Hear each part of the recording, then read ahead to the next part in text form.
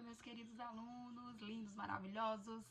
Nós vamos estudar hoje os crimes contra a periclitação da vida e da saúde, né? E vamos terminar esse bloquinho. Quais são os crimes de periclitação da vida e da saúde para a gente recapitular? Os crimes de periclitação da vida e da saúde estão no capítulo 3 do Código Penal e eles são perigo de contágio venéreo, perigo de contágio moléstia grave, perigo para a vida ou saúde de outrem, abandono de incapaz, exposição ou abandono de recém-nascido, omissão de socorro, condicionamento de atendimento médico, hospitalar e emergencial e maus tratos. Então, antes de mais nada, compartilhe, se inscreva e ative o sininho do canal.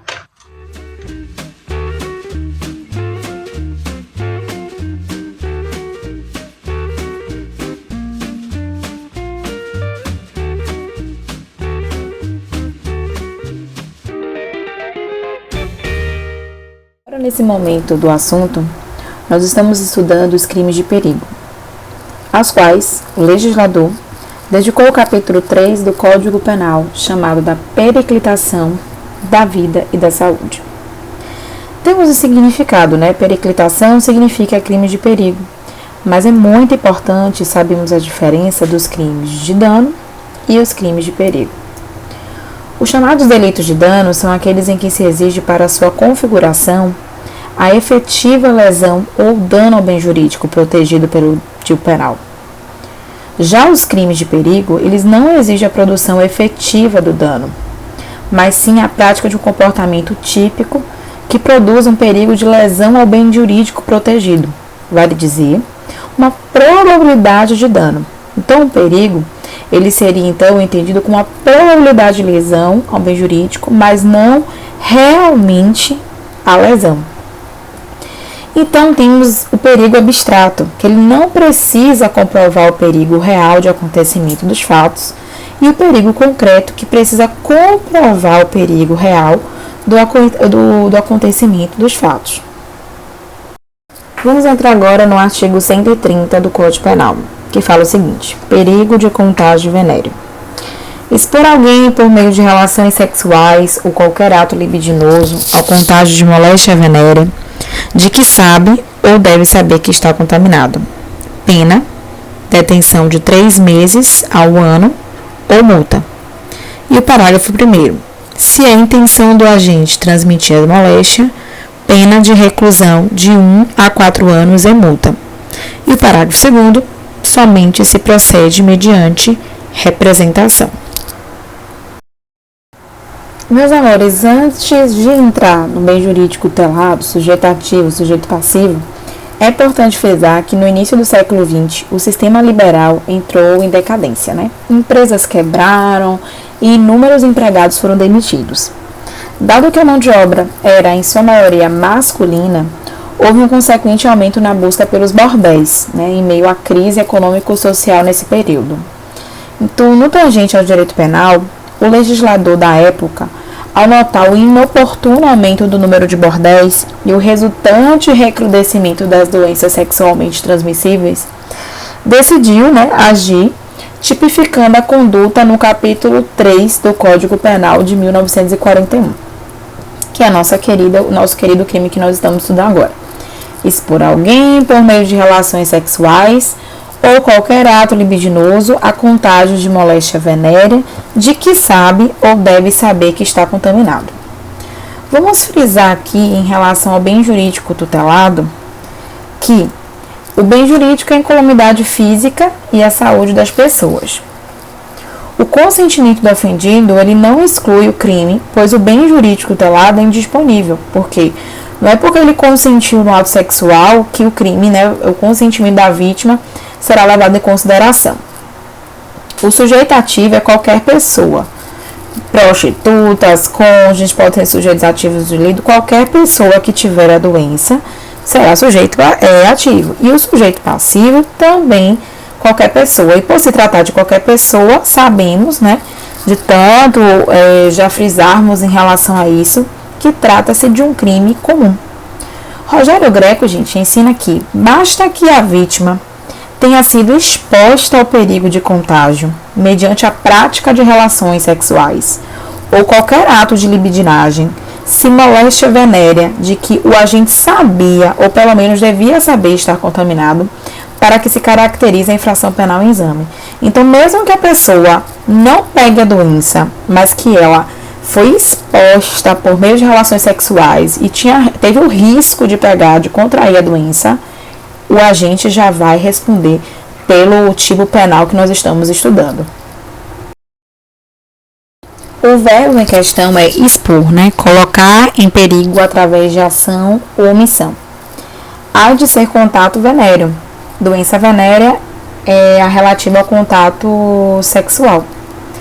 Vale frisar, que quanto ao tipo subjetivo, o crime é punível somente a título de dolo, visto que traz no próprio tipo penal a expressão de que sabe ou deve saber que está contaminado, admitindo somente o dolo eventual ou o dolo direto. Ainda, nas palavras do Rogério Greco, o delito previsto no artigo 130 do Código Penal, ele só pode ser praticado segundo a nossa posição, a posição do autor, Rogério Greco, a título de dolo, não se permitindo a responsabilidade penal a título de culpa, frisando-se ainda a sua natureza jurídica do crime de perigo concreto. Nesse caso, as relações sexuais é a forma de contágio, ou seja, a intromissio de penis in vas, que é a introdução do pênis em vagina ou em outro ato, e o ato libidinoso, que é a fellatio in ore, cunilingue, penilingus, anilingus, que seria o coito anal, a cópula interfêmora, cópula vestibular, atos masturbatórios, tribadismos, homoafetividade feminina. Então é isso, são as formas que podem acontecer o contágio em relação à exposição, em relação ao perigo do crime em questão. A ação penal nesse crime ela é pública, condicionada à representação. Por isso que está no parágrafo 2º, que está assim: somente se procede mediante representação, ou seja, a vítima ela tem que dar o aval ao Ministério Público para a continuação da ação penal. E a forma qualificada diz o seguinte: quais são as formas qualificadas? Parágrafo 1º. Se a intenção do agente transmitir a moléstia, ou seja, se a intenção, dolo direto. Nesse caso, a pena é de reclusão de 1 a 4 anos. O que queremos dizer? Que o que está no caput seria o dolo eventual, porque ele assume o risco para a transmissão da moléstia, a moléstia da doença venérea. E a forma qualificada do parágrafo 1º seria o dolo direto, ele realmente tem a intenção. Nesse caso, a pena de reclusão de 1 a 4 anos. As penas, para finalizarmos esse crime, temos as penas que é a forma simples, que é a pena do caput, que é de detenção de 3 meses a 1 ano, ou multa. Nesse caso, temos aí a detenção, que o regime, para a gente recapitular, regime semiaberto ou aberto. E essa pena aqui, dependendo das condições e do passado, em relação às condições do agente, ela pode ser substituída pela pena de multa. Você está vendo aí, detenção de 3 meses a 1 ano ou multa. Então, porque nós temos 3 penas no direito penal: as penas restritivas de direito, privativas de liberdade e a pena de multa. Então, nesse caso, a pena privativa de liberdade de detenção, nesse caso, na forma simples, que é o dolo eventual, ela pode ser substituída pela pena de multa.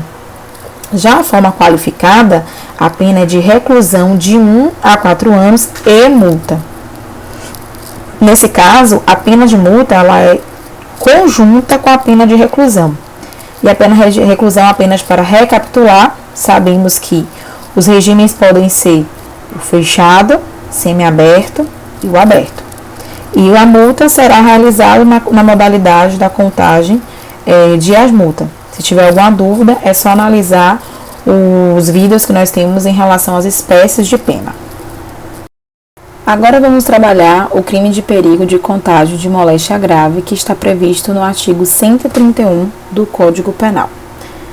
O artigo 131 fala o seguinte: praticar com o fim de transmitir a outrem moléstia grave de que está contaminado, ato capaz de produzir o contágio. Pena, reclusão de 1 a 4 anos e multa. Antes de passarmos para o próximo slide, a gente tem que lembrar o seguinte: moléstia grave é qualquer enfermidade que acarreta séria perturbação da saúde. Por exemplo, o Covid, hoje em dia, poderia ser considerado uma moléstia grave. Então, é irrelevante ser incurável ou não, mas ela precisa ser transmissível, ou seja, ela tem que ser contagiosa. A moléstia grave pode enquadrar-se no crime do artigo 131, desde que não seja, desde que ela não seja contaminada em relação sexual, porque nesse caso ela estaria prevista no artigo 130. Outra coisa que a gente tem que frisar antes de passarmos para a análise do outro, do próximo artigo, no próximo slide, é que o delito de perigo de contágio de moléstia grave, ele não prevê uma conduta específica do autor, tratando assim de um ato de delito de ação livre. Diferente do artigo 130 do Código Penal, que é o perigo de contágio de moléstia de contágio venéreo, que existe uma ação específica para a transmissão, que é por meio do ato sexual ou libidinoso.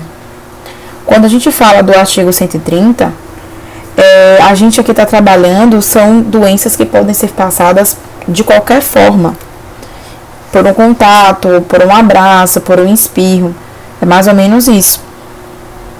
Em relação ao bem jurídico tutelado, nós temos a proteção da incolumidade física e a saúde das pessoas. O consentimento do ofendido, ou seja, o consentimento da vítima de pegar essa doença, que ele esteja, que o agente esteja portando, não exclui o crime, pois o bem jurídico, nesse caso, é indisponível. Ela não pode dizer, mas eu quis pegar a doença. A gente tem que frisar uma coisa. Em relação aos sujeitos do crime, qualquer pessoa pode ser sujeito ativo do delito em questão, desde que esta esteja contaminada com a doença grave e ser potencialmente transmitida para as pessoas. Em relação ao sujeito passivo, o ofendido, a vítima, neste caso será qualquer pessoa, desde que já não esteja adoecida pela enfermidade a cujo perigo de contágio foi exposta. A conduta praticada pelo agente, ela deve ser dolosa, isto é, além de ele ter o conhecimento da doença, do seu estado de saúde, o autor deve ter a intenção de transmitir a doença a terceiro, pretendendo então o contágio. Há também que se praticar o ato capaz de proporcionar a transmissão da doença ou da moléstia grave. Então, o crime previsto no artigo 131, ele se dá com a prática do ato capaz de expor a vítima a contágio de doença grave, com a intenção de efetiva contaminação, ainda que seja prescindível a ocorrência dessa. Então, desse modo, ocorrendo a consumação, ou seja, a pessoa pegou a doença, a tentativa nesse caso ela é inadmissível quando o ato com que se pretende o contágio é único. Se houver vários atos de tentativa, será possível. O que eu quero dizer isso aqui? Mesmo que a vítima não pegue a doença, ele já cometeu o crime, porque é um crime de perigo. Em relação ao tipo objetivo, temos o verbo praticar, que é realizar, expor, criar, colocar, arriscar, aventurar-se a perigo concreto, São os exemplos: espirrar, tocar a pessoa, conviver perto demais. Então, o risco dentro da normalidade não é abrangido pelo tipo penal do artigo 131, que é o exemplo: médicos, enfermeiros que estiverem com a doença, ele está trabalhando, ele não tem como deixar de trabalhar. Então, a gente tem que lembrar o seguinte: consuma-se o delito com a prática dos atos destinados à transmissão da moléstia grave, independente do fato de ter sido a vítima contaminada ou não. Sendo um crime de natureza formal, ou seja, um crime formal, lembra aquele crime formal que só precisa estar em risco, não precisa do resultado, o agente já cometeu o crime, que é o exemplo do crime de ameaça. Só ele já ter ameaçado, mesmo que ele não consume a ameaça, ele já cometeu o crime. Então, o legislador, ele se contenta com a prática da conduta do núcleo do tipo, ou seja, a prática dos atos tendentes à transmissão da moléstia grave, que, se efetivamente vier a ocorrer, será considerado mero exaurimento do crime, sendo de observância obrigatória no momento da aplicação da pena base, da dosimetria da pena, quando da análise das circunstâncias judiciais, especificamente no que diz respeito às consequências do crime. Sendo assim, se o contágio for concretizado, o crime deixará, pelo entendimento doutrinário maior, de ser de perigo e será de lesão corporal, amoldando-se conforme a gravidade das consequências previstas naquele artigo que vimos, nas hipóteses do parágrafo 1º e 2º do artigo 129 do Código Penal, pois já contendo este o dolo da ofensa, logrando êxito o agente em realizá-la, então foram satisfeitas todas as elementares das lesões corporais dolosas. Para finalizar, qualquer moléstia grave pode estar no elemento normativo: tuberculose, febre amarela, hanseníase, varíola, difteria, poliomielite e o Covid atualmente, e a cólera. Agora, em relação à ação penal, nesse caso, diferente do crime anterior, a ação penal é pública incondicionada e as penas são a pena de reclusão de 1 a 4 anos e, nesse caso, cumulado com a pena de multa, não é ou multa, é cumulado com a pena de multa. A gente tem que fazer assim um detalhezinho. Nesse caso aqui, ele é possível, em virtude do artigo 89 da Lei 9.099 de 95, a suspensão condicional do processo, já que a pena mínima não é superior a 1 ano, ou seja, dependendo do comportamento anterior do indivíduo, do agente, ele pode ter o direito da suspensão condicional do processo. Nesse caso, não depende, portanto, de prévia manifestação de qualquer pessoa para ser iniciada, sendo irrelevante a manifestação do ofendido, porque se trata de uma ação penal pública incondicionada. Vamos passar agora para a análise do perigo para a vida ou a saúde de outrem, que é o artigo 132. O artigo 132 diz o seguinte: expor a vida ou a saúde de outro é perigo direto e iminente. Pena, detenção de 3 meses a 1 ano, se o fato não constitui crime mais grave. Parando aqui. Então, nesse caso, gente, esse delito ele admite qualquer meio de execução, sendo, portanto, um crime de ação livre, cabível também à modalidade omissiva, como no caso de algum empresário que não disponibiliza equipamentos de proteção individual, os EPIs, a seus empregados, expondo-os aos perigos da atividade laboral. Então, nesse caso, a exposição da vida, ressalta-se que a tentativa ele só é possível na modalidade comissiva. Então, nesse caso, é o exemplo. Então, não precisa, é uma ação livre, não precisa ser diretamente.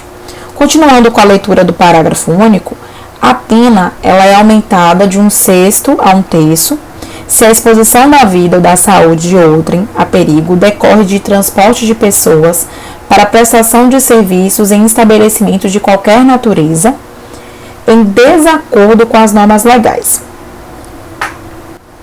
O bem jurídico tutelado nesse crime é a vida, a incolumidade física e a saúde das pessoas. O referido artigo ele tem por núcleo o verbo expor, que semanticamente indica colocar determinada coisa ou pessoa diante de outra coisa, pessoa ou situação. Então, no tipo legal em análise, trata-se de expor alguém a perigo. Como constante na exposição de motivos da parte especial do Código Penal, trata-se de um crime de caráter eminentemente subsidiário. Não informa o animus necandi ou o animus laedendi, ou seja, como já vimos nas aulas anteriores. Não falamos se é um ânimo de matar ou um ânimo de lesionar, mas apenas a consequência e a vontade de expor a vítima ao grave perigo. Então, trata-se de um crime de perigo concreto, exigindo-se a demonstração de ter a vida ou a saúde da vítima sofrido um risco direto e iminente à pessoa ou a pessoas determinadas, não bastando, pois, simples conjecturas ou possibilidades indiretas ou remotas de dano. Inexiste o crime quando o perigo é inerente à prestação de contrato de trabalho. O piloto de prova, por exemplo, o operário de fábrica de explosivos, médicos, enfermeiros, eles sabem que a sua atividade fim, ela tem esse perigo é inerente da sua atividade. Ou quando a gente tem um dever legal de suportar o perigo, caso de policiais, bombeiros, então que trabalham com segurança, eles sabem do perigo da sua atividade. Então, nesse caso aqui, ele está colocando a vida de uma pessoa em perigo, mas que não faz parte da sua atividade. O sujeito ativo nesse crime pode ser qualquer pessoa. E o sujeito passivo também qualquer pessoa, então é um crime de perigo comum, né? É um crime comum que pode ser praticado por qualquer pessoa. Nesse caso, então para recapitular, o tipo objetivo, o verbo, né, que a gente está trabalhando é o verbo expor, que é colocar em perigo através de ação ou omissão. O risco dentro da normalidade não é abrangido pelo tipo penal. E o delito é soldado de reserva expresso subsidiário. Se o fato não constituir o crime mais grave, o agente vai responder pelo artigo 132. Mas se vier a óbito ou a lesão, ele vai responder pelos crimes mais graves. A ação penal é pública e condicionada e a pena é de detenção de 3 meses a 1 ano se o fato não constituir o crime mais grave. A forma majorada do parágrafo único do seguinte: a pena é aumentada de 1/6 a 1/3 se a exposição da vida ou da saúde de outrem a perigo decorrente do transporte de pessoas para a prestação de serviços em estabelecimentos de qualquer natureza em desacordo com as normas legais. Ou seja, se o crime, né, de exposição à vida e à saúde das pessoas for dentro de transporte de pessoas, dentro de um ônibus que transporta pessoas, por exemplo, ele vai responder pela forma majorada. Em relação ainda sobre isso, usando a doutrina de Mirabete, ele afirma que, como exemplo, encontra-se o caso dos boias-frias, que são levados às lavouras em situação de perigo, constrangimento, violando a dignidade da pessoa humana, né, dessas pessoas, na carroceria de caminhões, sem qualquer segurança e higiene. Então, nesse caso, ele dá esse exemplo. Eu trouxe, nesse caso dos nossos slides, eu trouxe algumas normas legais para transporte de pessoas, né? Que, como se trata de uma norma penal em branco, então a gente precisa da complementação, lembrando lá o assunto de pena 1, como se trata de uma norma penal em branco, a gente precisa da complementação de outros dispositivos legais. Então, a gente precisa da complementação do artigo 734 a 742 do Código Civil e há outras normas relacionáveis, né? Que é o caso que não seja para prestar serviços. Se não for prestação de serviços, esse crime será atípico. Por exemplo, se for uma carona, por exemplo. Esse crime, por exemplo, foi atípico. Porque para entrar na forma majorada, tem que realmente ser transporte de pessoas, mas transportando de uma forma que leve as pessoas a uma situação de perigo. Até logo, meus alunos. Boa tarde, boa noite, bom dia, não sei o horário que vocês estão assistindo esse vídeo e até o próximo bloco.